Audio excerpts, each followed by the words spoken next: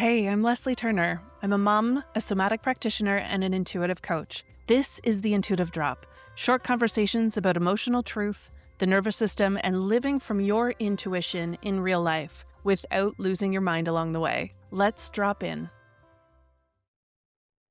Hi, everybody. I don't feel mom guilt.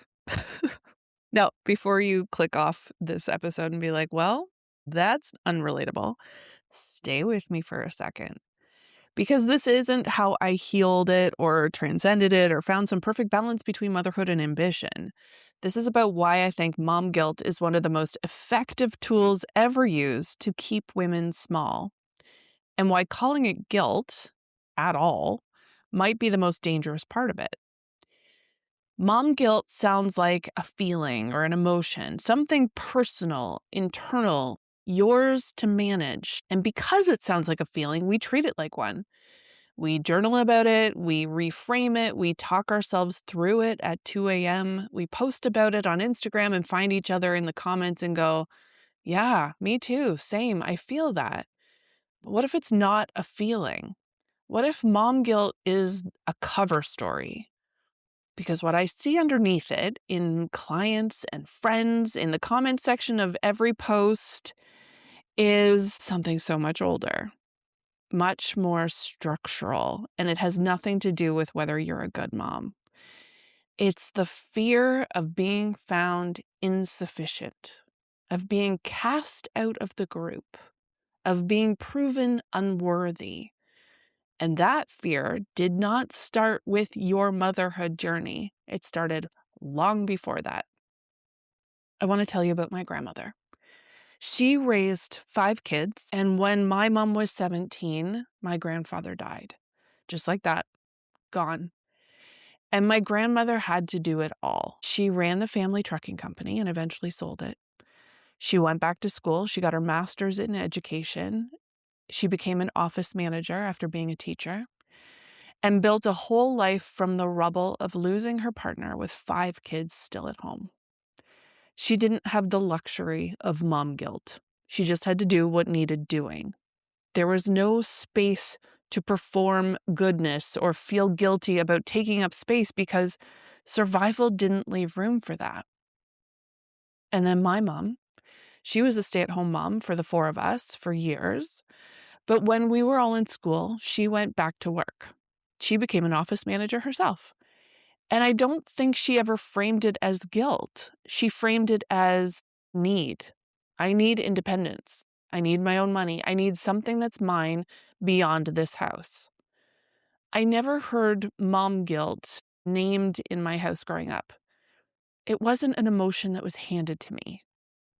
Not that she didn't feel it. It wasn't a theme. And I think that's why I don't feel it in the way a lot of women do now. And this has nothing to do with me being more evolved. Not at all. It's not even that I don't love my son as much, but it's because the women who raised me modeled something different, that a woman taking care of herself wasn't something to apologize for. It was just part of being a woman. But if you go back further, go back to your grandmother's grandmother's grandmother, back to the women who had no language for any of this, they just knew in their bodies what happened to women who put herself first. She got called selfish or difficult, a bad mother. And in a community where your survival depended on belonging, being cast out wasn't a metaphor. It was real, and it was a present threat. So women learned to perform. They learned to erase themselves quietly and call it love. And they passed that down in DNA, in behavior, in what got praised and what got punished, in the tone of voice when women dared to need something else, in the look across the table when she said she wanted more.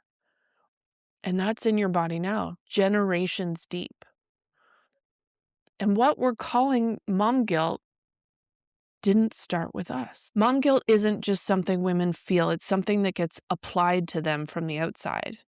Maybe you've seen it in posts, an Instagram post. A mom shares a beautiful trip that's just her and her partner, no kids. She even says it in the caption, "This was for us. I know the kids would have loved it, but this was one of ours." And someone in the comments writes, "Why bother having kids if you're not going to take them with you?" That's not a feeling, that's enforcement. That's a social mechanism doing exactly what it was designed to do, pulling a woman back into line the moment she takes up space for herself. It's the raised eyebrow at school pickup, the friend who says, "I don't know how you do it," in a tone that means something entirely different. The culture that praises the mother who gives everything and quietly shames the one who keeps something back for herself. As long as we call it mom guilt, and that mom guilt is a personal feeling we have to manage, we never look at who benefits from women staying exhausted, overgiving, and too guilty to ask for more. Now, you can't logic your way through it because you'll still feel it the next morning. Because it, just like every other pattern we've talked about, it doesn't live in your head, it lives in your body, in the part of the nervous system that learned long before you became a mother that your worth is conditional on your usefulness to others, that taking up space costs something, that rest has to be earned before you're allowed to have it. Calling it mom guilt keeps it in your head. It keeps it as at the level of cognitive issues. So a cognitive problem with cognitive solutions, and the body just has to wait it out. It's been doing this for a very long time, and it's very patient, but it gets sick of it. The reframe doesn't reach it. That journal prompt to talk it out doesn't quite go there. The Instagram post that says, "You are allowed to rest," doesn't touch it because it's not a thought. It's a survival response, and it needs something different. I want to be honest with my own experience. I don't carry mom guilt the way other women describe it. And I've done enough work to understand that what I owe my son is a regulated, present, self-respecting mother, not one that erases herself for the sake of him. And what I notice now is almost the inverse of the mom guilt. When I go too long without solitude, without time to hear my own thoughts, without taking care of myself, that's when I start to feel something.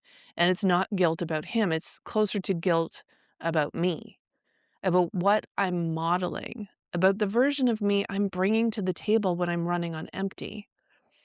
That's the pattern unwinding, slowly, in the right direction. A couple weeks ago, I've mentioned in a podcast, my son was homesick and self-care went out the window for me because it had to. There was no one else home. I showed up fully. And then I remember sitting in my office on his first day back to school after having an entire week off. And I was not sitting there feeling guilty about the work I'm catching up on or the quiet that I'm finally getting. It felt like relief. And I think that's allowed. I'm not telling you to not feel what you feel. You're allowed to feel anything. If it's genuinely guilt or if you've done something that actually conflicts with your values as a mother, that's information. That's worth listening to.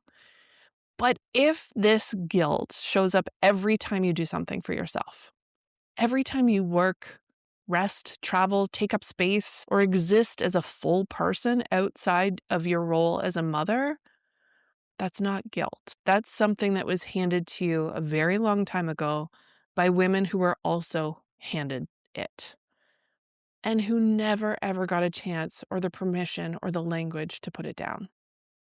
You can put it down, not by thinking your way out of it, by going to where it actually lives. That's the work, and it starts in your body. If something in this stirred you, not just in your head, but somewhere lower than that, if mom guilt has been a feeling that has circled your body for a long time, please come find me. If you're feeling the weight of what you're carrying, not just your own weight, but the weight of the women who came before you, that's also my territory. We'll see you next time.